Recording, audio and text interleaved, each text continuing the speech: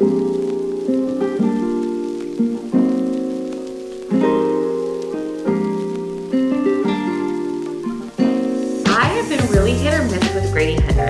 having a bit of a Riley Sager moment. And I was like, oh, I've been wanting to read it.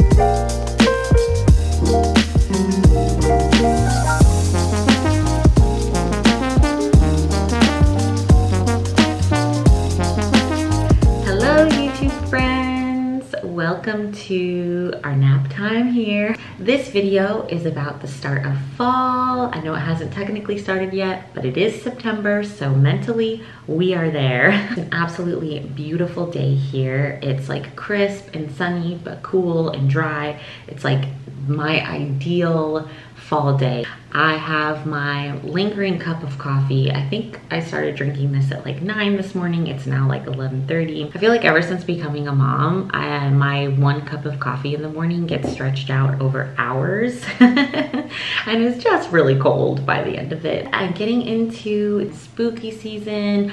I wanted to go over my TBR for September and October. So this is a bit ambitious, but I think that we're gonna make it through most of them. I got almost all of these from the local library, which is amazing. So anyways, let's get into it. So here we have What Lives in the Woods by Lindsay Curie, and this is a middle grade book, I believe, and I actually just already started it yesterday. I'm not usually one into middle grade books, but ever since having her, I wanted to start to kind of try out some popular ones that I've seen out there recommended and some different authors, just to see if I wanted to start kind of curating a collection for when she's older, some books that we can read together. This one is, you might be able to see, recommended by R.L. Stine. He blurbed it, and I love R.L. Stine, Goosebumps, Fear Street, all of that. I grew up reading all of those, and so I thought this would be a really good place to start. I just started yesterday. It is pretty fun, and so I'll just give kind of like a brief little synopsis here. This is about what so far I can tell is like a ghost story, a haunted house vibe. This family goes, and I believe the dad does like restorations on historical homes and things like that. So they're going for a month to this sort of famed haunted house, and the kids are settling in, and the girl is starting to hear noises and things like that at night, and that's where we are. But I'm not even 100 pages in yet, so excited for this. It's super cute so far, and we're just gonna see how it goes. The next one that I have is The Dark Descent of Elizabeth Frankenstein. Okay, so this one is about a girl who is really struggling with her caregiver. It sounds like she's maybe being abused and things like that. She's on the verge of being thrown into the streets, it says, until she's brought to the home of Victor Frankenstein, an unsmiling, solitary boy who is everything except a friend. So it sounds like her and Victor become really good friends, and she's taken very well care of. They become inseparable, but her new life comes at a price.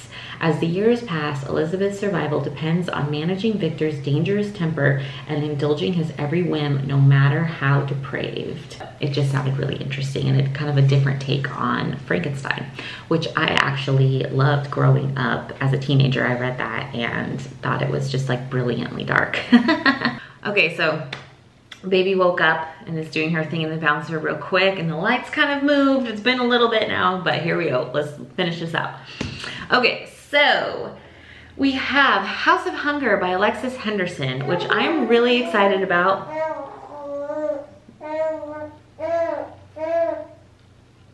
Baby noises. I read Year of the Witching by Alexis Henderson, and I loved it. I thought it was super unique in that the witches in it were actually like full of rage and really like vengeful, which is kind of an interesting and a different take than what I think a lot of books on witches are. This one is about this woman who's been raised in the slums. She's really dying to leave it and like move up in the world. She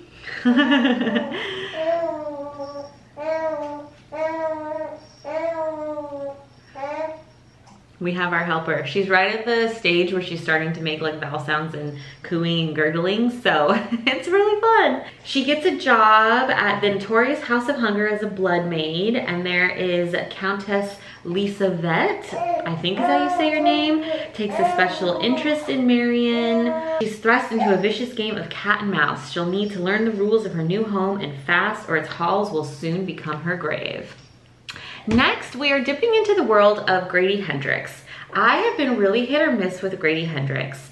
I read The Final Girls, I forget what it's called, the Final Girls something, I'll find it. And it was not my thing. It was way too like gory and gruesome for me. I like something that's like a little bit more like psychological suspense. Yes, baby. Like a little bit more intrigue and mystery, or like there's something to be solved. And it was kind of just like pure gore and horror, which I totally understand that he's a horror writer. However, these next two books, I've heard so many good things about that I'm giving it a good go. So first up, we have My Best Friend's Exorcism. Seen this everywhere. I've heard so many people recommend it, and I think people that horror isn't even necessarily their genre. I've heard it compared to like The Exorcist and things like that, but in kind of a more campy way. I'll just read you one line on the back. Is their friendship powerful enough to beat the devil? It also says a heartwarming story of friendship and demonic possession. So I think you kind of get the vibe. I think it might be like a lighter, funny take on horror and like The Exorcist. So I'm really excited to read this. And then the next one is the Southern Book Club's Guide to Slaying Vampires.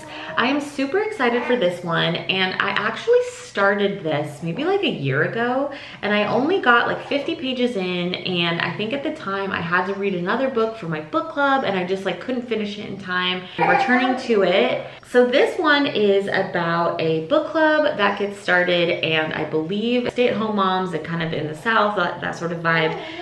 And they start a book club and they only are reading true crime, I believe. I should probably check, but that's what we're gonna go with. Yes, united by their love of true crime. At these meetings, they're as likely to talk about the Manson family as they are about their own families. And then I believe that there's like a suspicious neighbor that comes onto the block and worms his way into the book club. Anyways, I think it's fantastic. I think it's going to be fantastic. Okay, so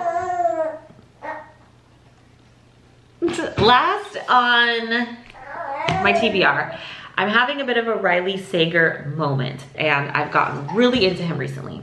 So the first one was Lock Every Door, and this is the first one I got from the library, and I actually already read this. So I finished it last week, and I absolutely loved it. I gave it 5 stars on Goodreads.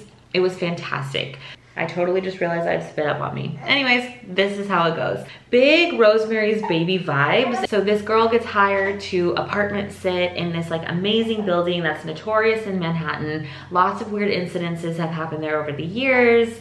And as she stays there, things get weird, and she meets some neighbors. Her neighbor disappears.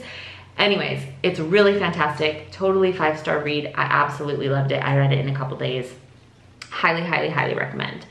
And then the other 2 Riley Sagers I have. So this one I did get from the library, The House Across the Lake. I've heard a lot about it. I've actually heard kind of mixed reviews, like super hit or miss. So a recently widowed actress trying to escape a streak of bad press has retreated to the peace and quiet of her family's lake house in Vermont. She starts watching this couple living in the house across the lake, people watching vibes. It says the more she watches, the more it becomes clear that Catherine and Tom's marriage isn't as perfect as it appears. And then I think it goes from there. It's a psychological suspense.